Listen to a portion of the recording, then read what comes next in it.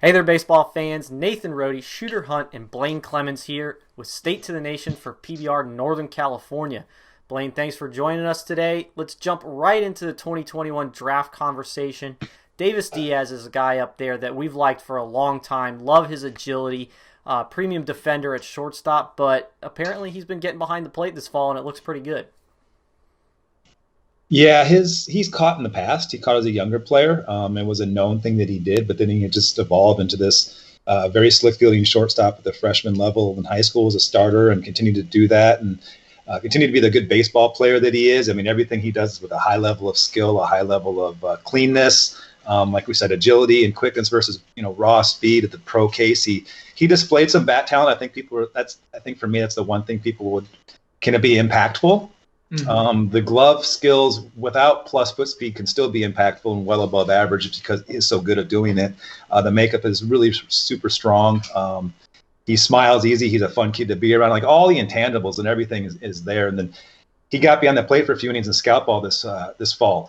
Not that much. I mean, the Tigers guy put him back there, and they really liked what they saw. All the stuff you see defensively in the infield translated behind the plate, the blockability, the maneuverability, the hand skills, the clean. It looks like he's been doing it for a lot of his life. I've watched some video his dad sent me. I asked him to send me some of his working out, and it looks like a kid has been catching, all along. And you add this to his profile, like, okay, draft-wise, Vandy, maybe that draft is not for him out of high school, right, because of the commitment. But down the road, to know that he's got this capability, you think of a lot of big leaguers that have moved from, shorter third to behind the plate, and it elevates the raw bat talent, I think, at the catcher position over somewhere else on the diamond. Mm-hmm. Yeah, and you talk that maturity and high baseball IQ is obviously there. And for him to do this at a young age, I can get behind the plate as well. It just makes him more valuable, versatile, allows that bat to play a little bit better, as you said. But defensively, he's excellent. Vanderbilt recruit. Really looking forward to seeing what the spring has in store for him. Mm-hmm. Yeah, indeed. And certainly just by listening to the way Blaine describes it, reminds me maybe a little of Tony Walters. So we'll see what happens. Yeah, I saw Tony in high school. It's fair. Mm-hmm. So, looking at the 21 class, still an uncommitted senior, you got PK Walsh, and Blaine, it sounds like this guy's got some tools that a college could use. It's a head scratcher for me why there's not a commitment, whether it was lack of exposure, but he's at Sarah High School now. Obviously, we didn't have the regular season, and that definitely hurt. His tools are, they're frankly plus, they're outstanding. He's a really good runner. He can throw. The hand speed, bat talent shows up in a showcase scenario. Absolutely 100%. He's 6'2", 185. In some gameplay type stuff we'd had earlier in the summer, I saw some maybe inconsistencies in the contact ability, but I would also see that evolve. And the next time I saw him, there was a shorter swing.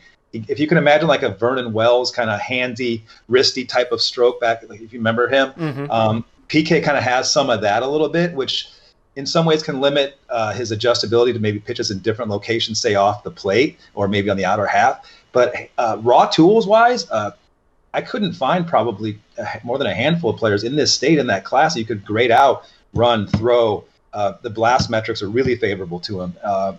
There's a lot to like, and there's a school that's going to get this kid and coach him and refine some of that talent because it's not raw. It's just a matter of maybe just an adjustment here or there to get more consistent contact. Yeah, it sounds like a guy who's undervalued now but will overperform in the future. Get him some reps and you got a hidden gem going for you. Yeah, for sure. In the 22 class, you got Luke Rossi, strong hitterish kid, but a multi-sport guy, and we really like those guys. Yeah, this is a kid who is now going to focus heavily on baseball, football player, basketball player. If you dropped in the middle of Wisconsin, Ohio, Iowa, Pennsylvania, 3-sport athlete, 6'2", 200, has all the physical attributes. Very mature young man, but very pleasant young man. Moves on the baseball field like he knows he belongs there, and it's not cockiness, it's not arrogance. It's like, I play sports. I'm comfortable in any surrounding that I'm in on a sporting field.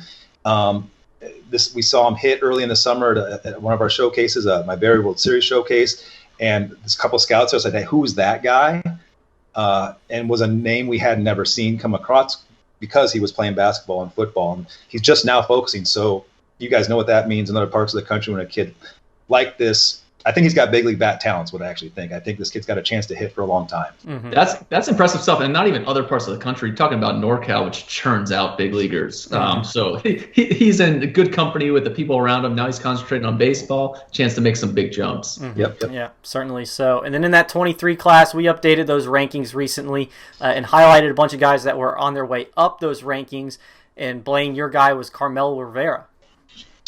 Yeah, this kid, left-handed hitter, above average runner.